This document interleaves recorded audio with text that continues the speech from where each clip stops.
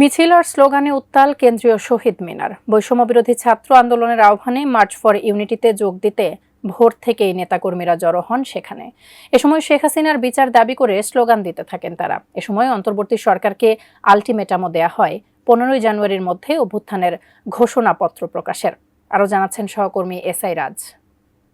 আপনাদেরকে বলতে চাই, আপনারা রিয়েলিটি মাইনা নেন, আপনাদের আম্মু আর দেশে ফিরবে না। বন্ধুত্বপূর্ণ পররাষ্ট্রনীতির সুযোগে কেউ যদি মাথায় উঠে বসে, আমরা তাকে মাথা থেকে মাটিতে ফেলে দিতে বিন্দু মাত্র দ্বিধা করব না।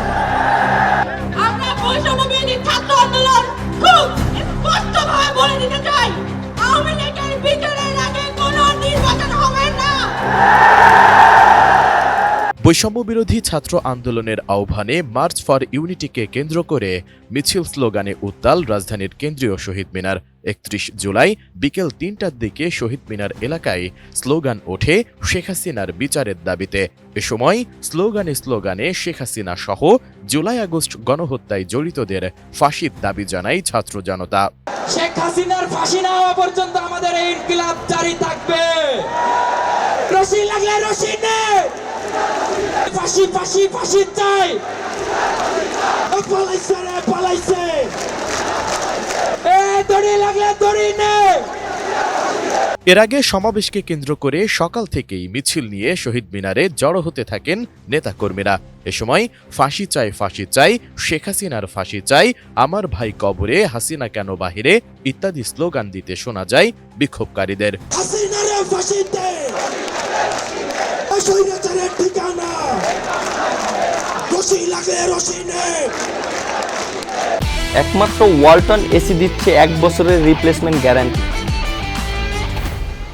বক্তারা বলেন, শহীদদের রক্তের দাগ এখনও শুকায়নি। এর মধ্যে স্বৈরাচারকে পুনর্বাসনের চেষ্টা করে যাচ্ছে কেউ কেউ। যখনই তারা চিরতরে দেশ থেকে ফ্যাসিবাদ মুক্ত করতে চায়, তখনই সুশীল বেশে কিছু ব্যক্তি ও দল বিরোধিতায় নেমে যায় বলে অভিযোগ তোলে তারা। আপনাদেরকে বলতে চাই, অতীতে ছিল সতীদাহ প্রথা, এখন আমরা দেখছি নদীদাহ প্রথা। যারা সচিবালয়ে আমাদের বিরুদ্ধে ষড়যন্ত্র করছেন, আপনাদেরকে বলতে চাই, আপনারা রিয়েলিটি মাইনা নেন, আপনাদের আম্মু আর দেশে ফিরবে না।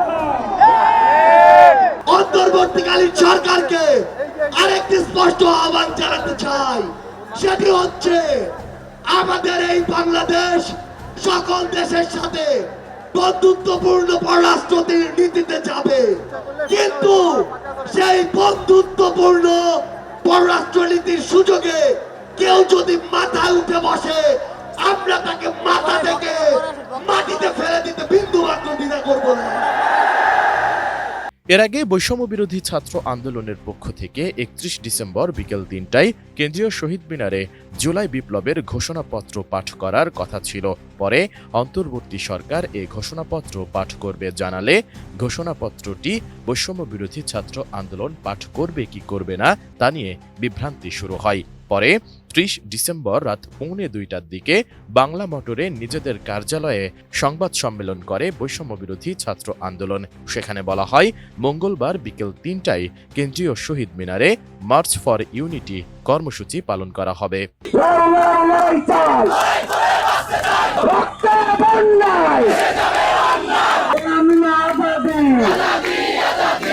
এসআই রাজ, এটিএন নিউজ, ঢাকা।